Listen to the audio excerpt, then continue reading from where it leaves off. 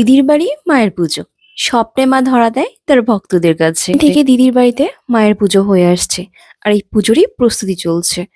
এখন থেকে পৌষ মাসে অমাবস্যায় মায়ের পুজো করা হবে, তাও আবার এক মাকে না, 3 মাকে আর এক বাবাকে একসাথে পুজো হবে। চারই জোরসোর প্রস্তুতি হচ্ছে। পুজোর আগের দিন বানানো হচ্ছে ঠাকুরের জন্য নাড়ুয়ার মোয়া, আর নাড়ুয়ার মোয়া বানানো হবে। আর আমাদের গোপালের লক্ষ্মীকে না দিলে হয় নাকি? এখন হবে মায়ের বরণ। তার জন্য সবাই শাড়ি পরে রেডি হয়ে পড়েছি। প্রতি বছর মাকে পুজোর দিনই নিয়ে আসা হয়, কিন্তু এই বছর থেকে মাকে আগের দিন নিয়ে এসে বরণ করে ঘরে তোলা হবে।